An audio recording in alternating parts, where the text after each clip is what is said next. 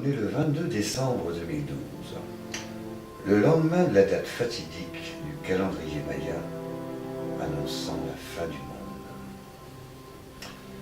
2017, Madame de Bovary, une sommité mondiale dans le monde de la science, j'allais dire presque plus reconnue qu'Albert Einstein, toque à la porte de Didier, le médium. Cérémonie, bonsoir. Bonsoir. Une vie pas si banale, ou l'effet domino. Mais pourquoi l'effet domino? L'effet domino, c'est un peu comme dans un battement d'aile d'un papillon en Amazonie qui peut créer une catastrophe à l'autre bout de la planète. Donc finalement, c'est,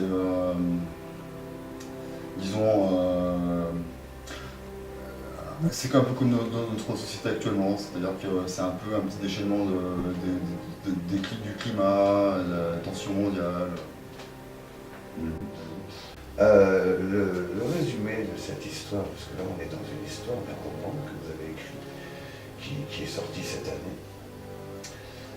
Le résumé, on peut dire le synopsis de ce roman, il raconte quand même un parcours, donc entre une rencontre, c'est pas un parcours, une rencontre entre la science et le monde de l'occulte. Pourquoi cet attrait, pourquoi cet intérêt de mélanger ces deux mondes qui à la base ne sont pas faits pour se rencontrer, parce qu'ils s'opposent? Bien sûr. Sachant que ce roman est né de façon très particulière, on parlera peut-être un peu plus tard. Moi, c'est personnellement, il y a une partie de ce roman qui concerne quand même ma vie, qui est autobiographique.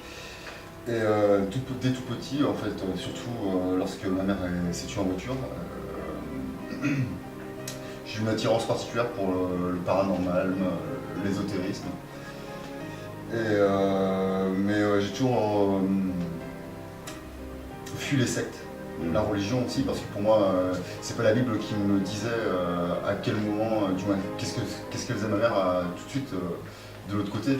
Donc j'ai pas trouvé de réponse là-dedans. Et j'ai aimé par contre les scientifiques, les savants qui, à la base, au début de leur enquête dans le paranormal, partaient en se disant tout ça, ça n'existe pas. Et finalement, au fur et à mesure de leur enquête, des années qui ont passé, ont commencé à changer d'opinion pour finalement être convaincus que la vie après la mort et puis tout ce qui est un peu paranormal, en fait, existe bel et bien. Et donc j'ai lu j'ai jamais lu de roman de ma vie quasiment, mais j'ai lu quelques ouvrages écrits par des scientifiques sur la vie après la mort. Et donc il y a un côté qui est très rassurant puisque c'est rationnel. On a les pieds sur terre, ça nous permet de ne pas être perché. Et il y a aussi un autre côté comme qui est beaucoup plus perché pour le mortel commun puisque c'est quelque chose d'invisible qu'on ne voit pas. Donc. Alors l'histoire, en fin de compte, de ce livre, mis à part le parcours personnel qui est le vôtre, qu'on va voir justement, mais l'histoire de ce livre en lui-même. Donc on est en 2017, si je comprends bien. Il y a cette Madame Bovary, donc une sommité scientifique qui sonne à la porte de Didier, le médium. Et on peut dire ce qu'il s'y passe après.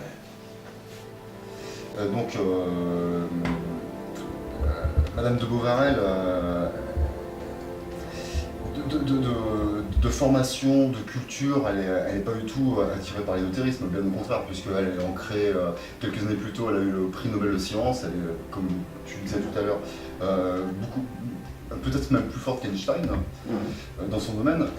Et ça fait 5 ans qu'on a passé le jour J, le fameux jour d'Apocalypse. Et c'est vrai qu'avec toutes les bizarreries que la planète elle connaît, elle se dit le monde deviendrait-il fou? Donc ils ont passé 5 ans dans les laboratoires à faire des mesures, à faire des recherches, et aucune réponse n'est apparue. Donc comme je disais, malgré tout ce reni qu'elle a du paranormal, elle se dit peut-être que l'ésotérisme ont une réponse ou un début de réponse sur lequel on pourrait peut-être une destination, un plan. Et donc elle va voir, elle décide d'aller voir donc un médium mais pas n'importe quel médium, puisqu'on sait que malheureusement, c'est comme dans tous les métiers, il y a beaucoup de charlots aussi. Donc elle veut aller voir le Didier, parce que Didier, il a la réputation d'être le plus grand médium du monde. Donc après 5 ans de recherche, elle se décide d'aller voir le médium.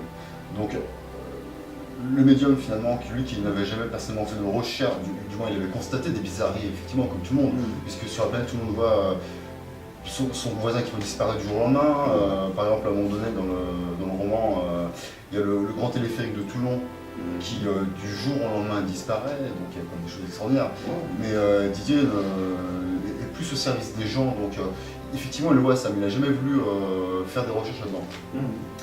Et en cours de transe, il va s'évanouir, alors que c'est un professionnel, hein. Il va s'évanouir et il va remonter comme des flashbacks de ses 10 ans à peu près jusqu'au moment où il va se réveiller, mais il va passer l'avant 21 décembre 2012 et l'après 21 décembre 2012. Et lors de son réveil, il va apprendre un secret incroyable, fabuleux, sur lui-même et sur l'humanité en général. Donc suspense à ce moment-là.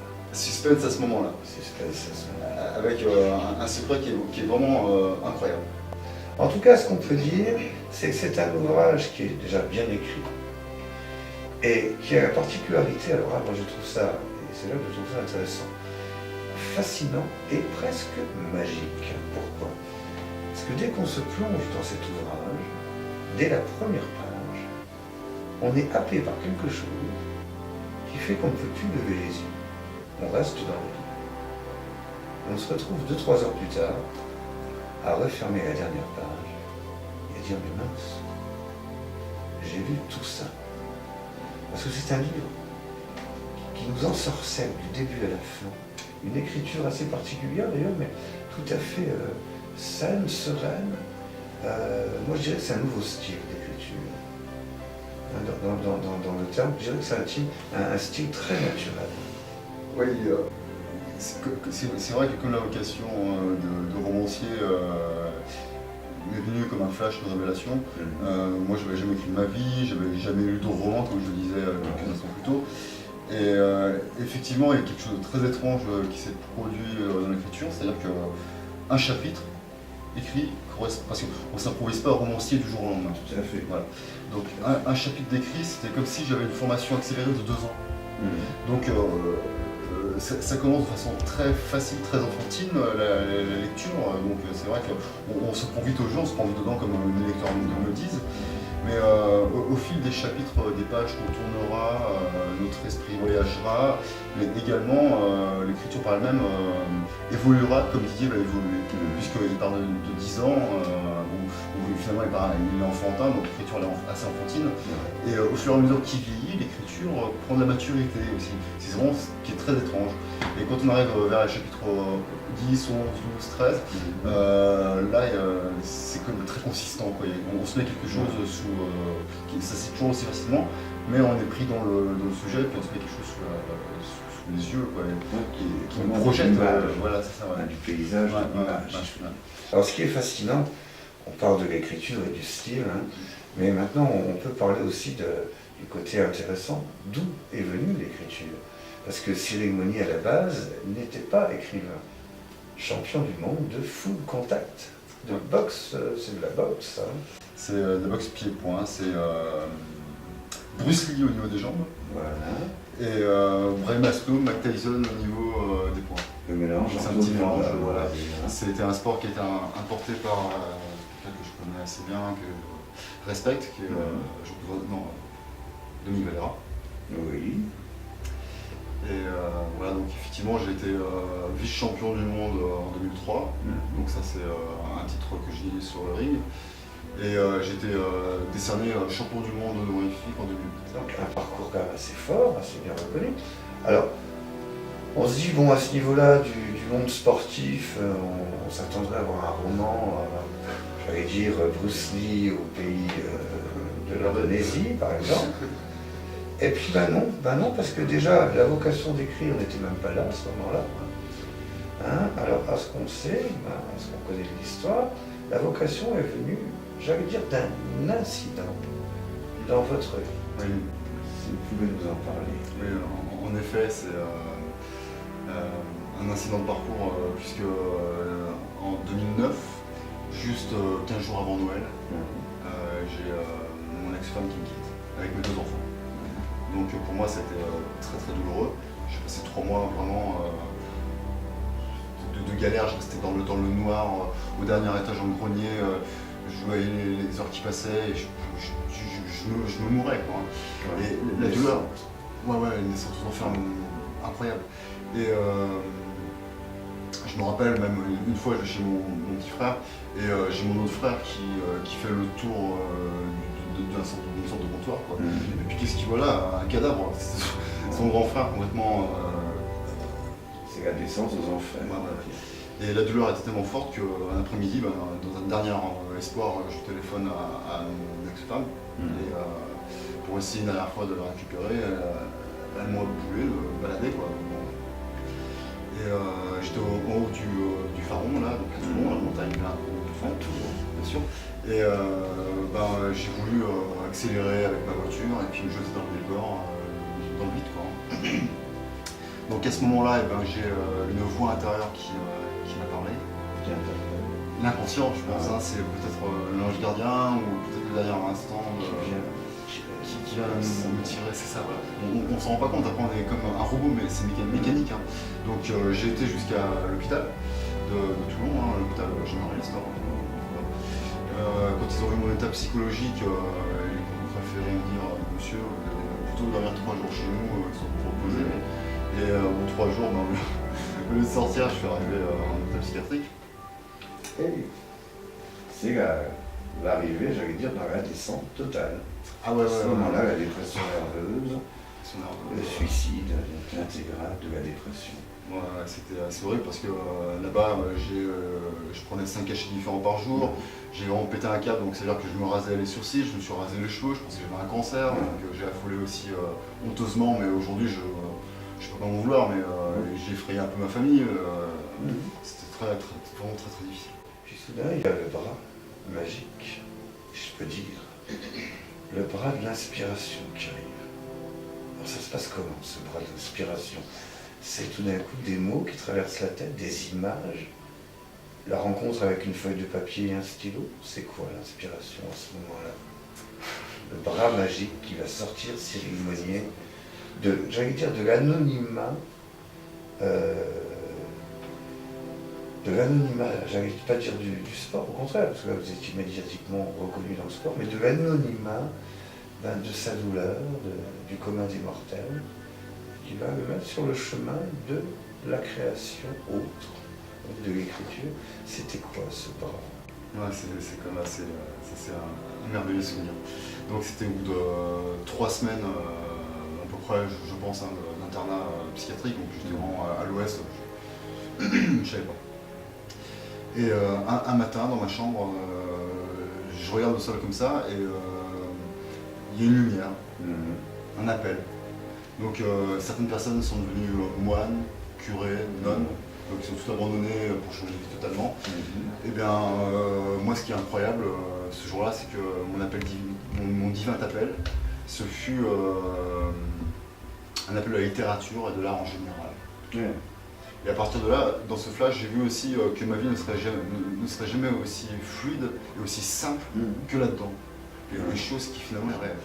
Parce que quand je suis sorti de l'hôpital, j'avais plus de logement, puisque ma femme avait pris son appartement, donc on avait rendu notre maison. Et donc pendant 3 mois, je prenais mes enfants 3 à 4 jours par semaine parce qu'elle n'en pouvait plus. Mais j'avais plus de logement, donc j'allais dormir à droite à gauche. Et j'écrivais mon bouquin parce que j'y croyais dur comme fer. Mais à l'époque, quand j'ai commencé à le raconter, que je voulais me mettre là-dedans parce que les gens rigolaient, Cyril Monnier, romancier, etc. C'était le délire. Ça fait des contrastes. C'était bon, après un pseudo-concert, maintenant un romancier, il est complètement pété un câble aussi. Bon, j'étais encore un peu déphasé, mais je croyais en ce truc. Donc au bout de à peine 3 mois, le roman il est né. Et au moment d'édition, donc je suis parti parce que j'ai plus trop de moyens par rapport à ma vie d'avant qui était chef d'entreprise et directeur général.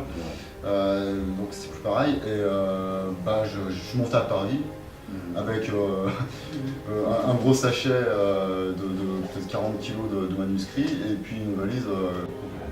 Et donc je suis monté avec un panneau où c'est écrit Paris, en gros, hein, pour mon roman et j'y crois. Paris, c'est la découverte, c'est la conquête, donc c'est l'éditeur aussi déjà, puisque l'éditeur est arrivé et vous a mis, j'allais dire, son édition, vous avez ouvert les portes de son édition. Le fil des mots, oui. Donc justement, le fil des mots, c'est l'éditeur, chez qui est édité donc cet ouvrage, Une vie. Pas si banal. Pas si banal. On vous conseille de lire ce livre qu'on pourra trouver en librairie sous commande. Je pense qu'il sera facile de commander directement chez son libraire. Encore une fois, le nom d'éditeur, vous confirmez? Donc c'est la maison d'édition Le Fil des Mots. Le Fil des Mots. Et Cyril Monnier est l'auteur, il est là. Et le titre, Une vie pas si banale ou l'effet domino. Voilà, on vous souhaite une bonne soirée, une bonne continuation. Et surtout, une très très bonne lecture. Au revoir.